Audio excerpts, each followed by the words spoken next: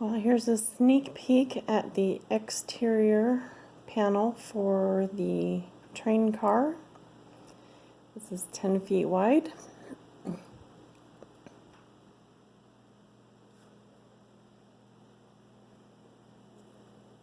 Now we're going upstairs.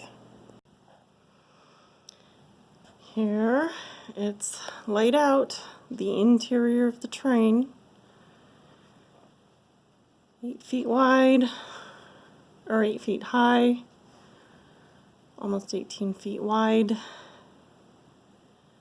The train panel, let me move that. There we go, that's better. And in just a moment, I will sit down and show you the drawings so you can see how we arrived at this. That section there represents the interior of the control room. Then we have 4 windows for the passenger car. Then here, amongst all this mess while we are under construction, is the panel for the doorway. And we're looking at the back side of it.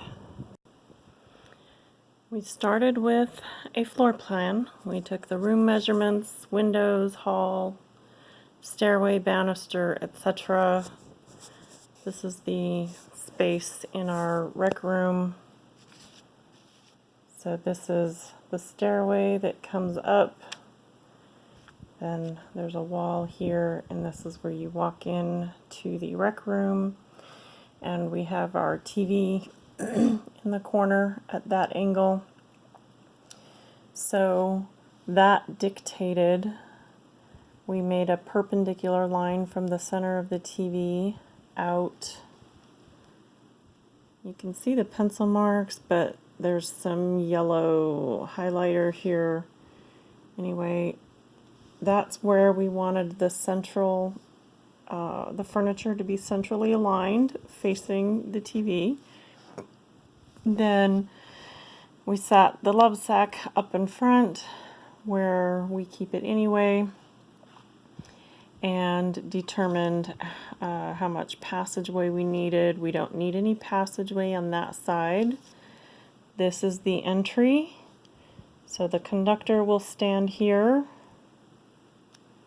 And this is a 42-inch wide doorway to where the conductor will escort passengers aboard.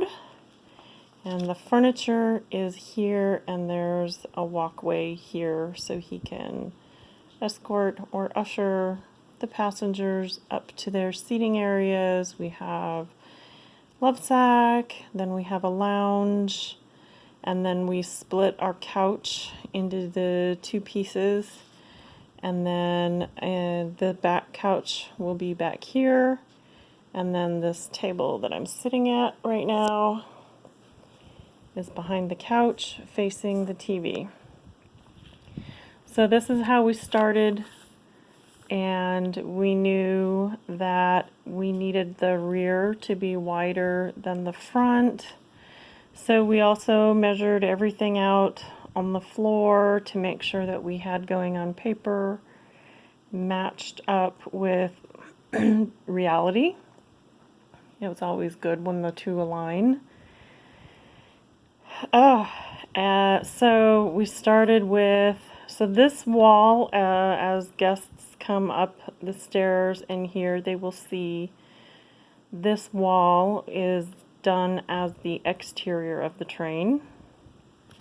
With so we started with, I knew I wanted a 42-inch wide opening for the doorway, and then I set aside 36 inches with which to have a panel that represents the engine. And then we did a little math, divided the remaining space by 3. So this determined how wide each panel or wall section is. And then we did the same thing over there. We knew that we wanted it to start up against the wall here, and the end point was determined by the furnishings. And so again, then I knew I wanted 48 inches to represent the control room with the gauges and controls. And then we divided the rest out. And then these dotted lines across or dashed lines across represent crossbars that go across to connect the two sides, just, you know, for stability. Keep them from tipping over one way or another. There will also be a couple on the floor. So then in determining the framing, we wanted this to be easy to assemble and disassemble in subsequent years, also easy to store with minimal space. So we decided on PVC frame construction, and really window placement and the framing was dictated very much by the relationships we wanted. Like we thought it was the windows should start at 36 inches off the floor, be 30 inches high. That left another 30 inches above with a certain amount to represent the upper portion of the train car, and then this is over, you know, sky above. It's snow capped actually. So, and this is all being done in fabric, all being done in so that it hangs on all of the rods or bars. So that's the front. And then once you step in to the interior space, you will be looking at that wall, which is being done as the interior of the train car. So very similarly to the front, 36 inches, then 30, that leaves another 30 up there, and 12 over the windows to represent the height of the walls, and then the 18 inches above to represent the ceiling.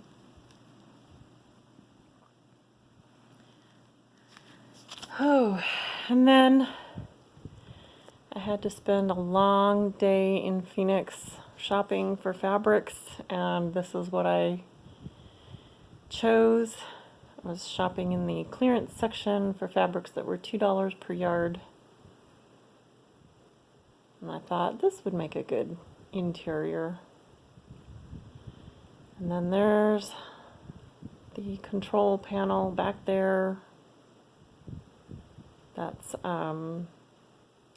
craft foam, glitter coated craft foam sewn on to the fabric to represent gauges and controls. So you see, it's a lot of work building it, but ultimately it'll be easy to disassemble, store, and reassemble every year. And that was the point. So we're putting a lot of work into it this year. Oh, don't have time to do as many details as either of us wanted to do, but that's okay. It can wait for next year for some more embellishments like wood, you know, framing. Like there's a ribbon. Let's see if I can get that to illuminate. I put a metallic ribbon along there to represent the like wood moldings that are inside the train, and I can use the same ribbon around the windows just to represent the trim. I also put it there halfway down in the lower portion. Those details can come later. This is not done. It's still being worked on. We're still working on attachments and Velcro and ribbon ties and what have you to get it all pulled taut. But it was something that I could show you. And we're happy with it. I'm trying to get it to brighten up a bit. How about this way? Okay, Stay tuned for the rest. So here you see I'm sitting at the table. And let me zoom out a bit. Did I? No, I am zoomed out all the way. Okay. So I'm facing the TV and you can see that the furniture has been lined up. We have our console and end tables out. We'll probably put some white tablecloths on them because the tables, when they were serving cocoa, they had white tablecloths on them. So there it is, and I will post an update when I have more to show. Thank you. Come back.